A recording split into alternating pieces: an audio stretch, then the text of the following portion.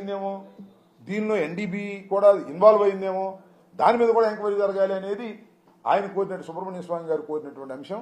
ఇవాళ శ్యామలరావు గారు as a ఈఓగా ఉన్నారు. నాకు తెలుసు, ఇందాక పోయినసారి కూడా చెప్పాను. Is an IAS officer. ఇరకాటంలో పడ్డాడు అంతే, ఏం లేదు. చంద్రబాబు నాయుడు గారు చెప్పింది చెప్పకపోతే అవుటే ఆయన. చంద్రబాబు నాయుడు గారు పందికోవు కలిసిందంటే పందికోవు కలిసిందని అనాలి, రిపోర్ట్లు ఏమన్నా. అయితే ఆయనే చెప్పాడు కదా, దాని ప్రింట్ అనే ఒక మీడియాకి ఆయన చెప్పాడంట, ఏమని, ఏవైతే కల్తీ కలిసినాయి అని చెప్పేసి సర్టిఫికెట్ వచ్చిందో వాటిని రిటర్న్ చేసామని చెప్పాడు. ఇంకేంటి,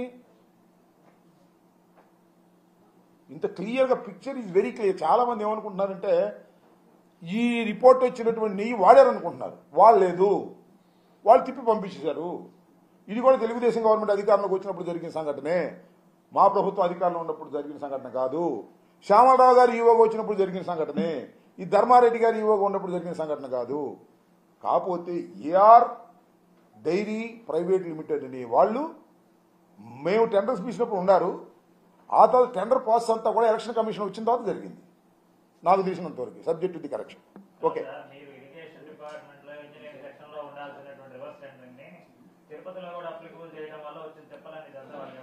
that is the different discussion.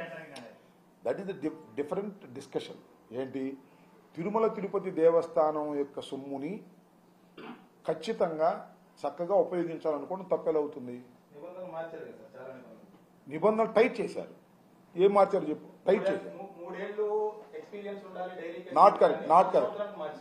నాకు తెలిసినంత వరకు నిబంధనలు చాలా టైట్ చేశారు ఉన్న నిబంధనల కన్నా. ఏదైనా ఒకటి మాట చెప్తాను నాగరాజు, ఏదైనా నిబంధనలు సెలెక్ట్ చేసిన తర్వాత వాడు నెయ్యి తీసుకొస్తే పట్టుకోవాల్సింది ఎవరు?